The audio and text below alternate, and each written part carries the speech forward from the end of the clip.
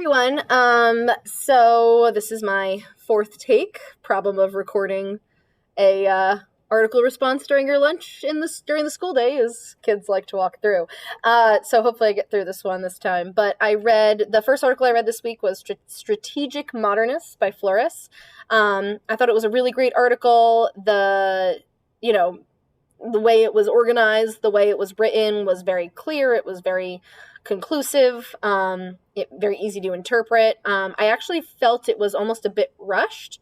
The author focused on 6 different artists, and it may have even been to their benefit to condense those, maybe cut it in half, or maybe even this could be something that could be expanded into a larger publication, book, thesis.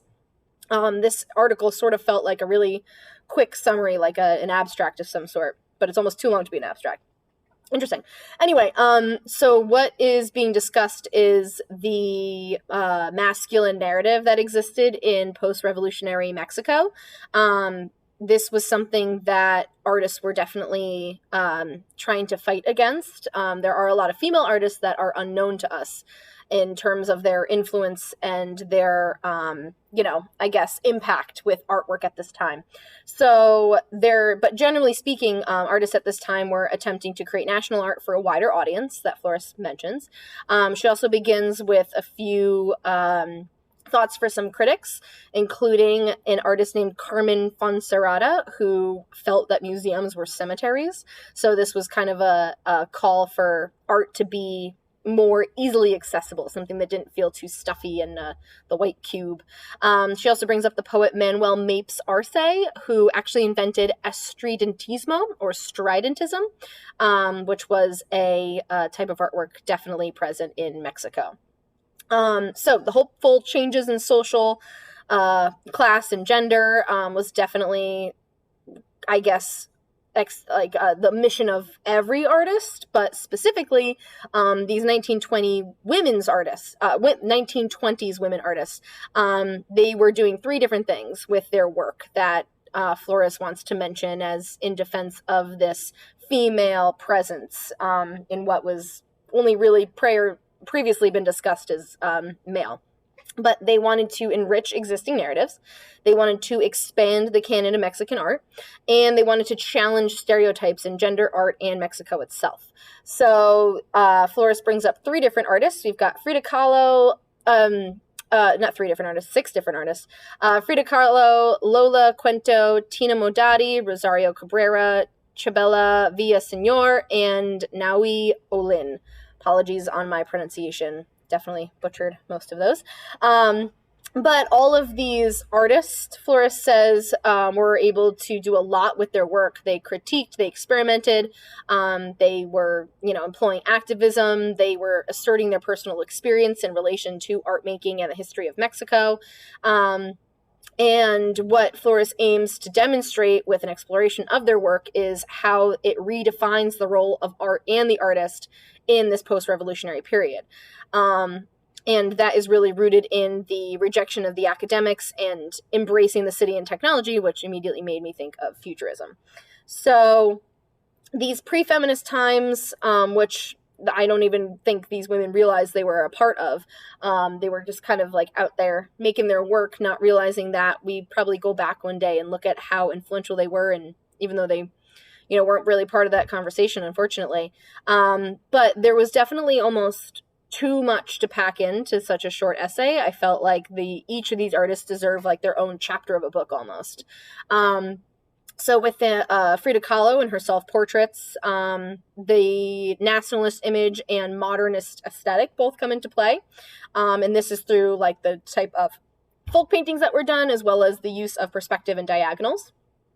With Cuento, Flores focused on her tapestries, or tapices DVC, which was the combination of craft traditions with modern technologies. So rather than using the painstaking process for making tapestries, Cuento actually modernized this and sped it up.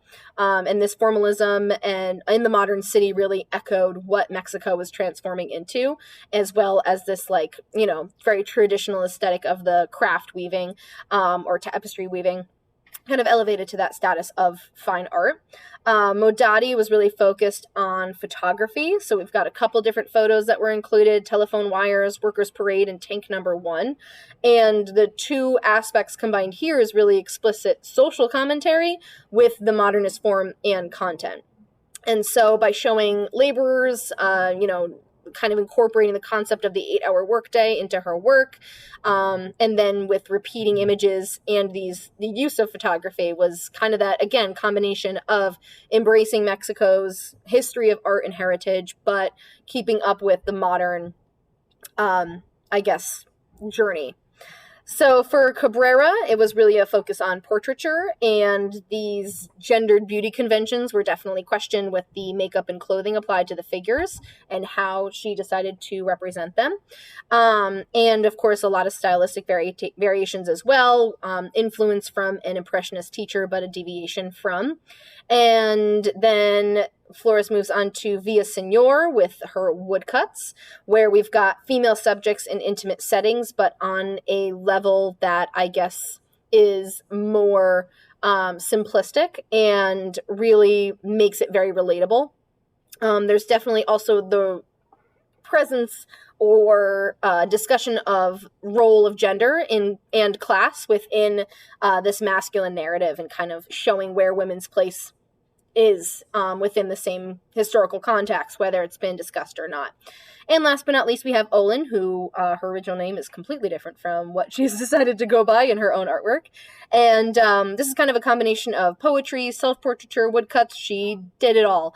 And she did modernist book covers with experimental typography. We've got woodcut folk art with radical transgressions of beauty notions, and just a lot of really, dynamic combinations of varying ideas and methods for art making. And so this conclusion paragraph on the last page of this article really summed it up very well. This dialogue about female beauty, the distinguishing of an artist from the rest of society and the artists both in Mexico and in Europe, experimenting with different formal elements, kind of keeping in mind a wider audience and being more inclusive. And generally speaking, Flores concludes with the fact that the women artists had very similar goals to their male counterparts, but they have been left out of the conversation. And so it's important to recognize what they contribute to this era of art in Mexico, and how this collaborative dialogue, the conversation around gender and gender roles, diversity within the styles and the mediums and formats for art making, as well as sort of questioning the stereotype within this quote unquote Mexican school or Mexico school that had previously been kind of only focused on. And so this very masculine post-revolution narrative is very much amended by these women and their contributions, which I think Flores is really successful with. A lot of credit has been given to these female artists in the masculine conversation, which is exactly what she did. My only real critique for this piece is that it is really way too much information packed into one teeny tiny essay. I could talk for days about Frida Kahlo, just herself. I don't even know as much about the other artists, but I feel like their journeys and their life experiences, the process by how they came to find art and working through their own artistic process could really also contribute to this conversation. So I'm also curious if there is a follow-up to this article or a book or something else that kind of expands a little bit more. Otherwise, it was awesome. The author definitely accomplished what they wanted to in their discussion, and I think they did so with clarity. A lot of really great direct examples and photographs that showed us what she was referencing to. And yeah, can't forget about the women, because they did a lot more than history gives them credit for sure. All right, everybody. Have a good one. Bye.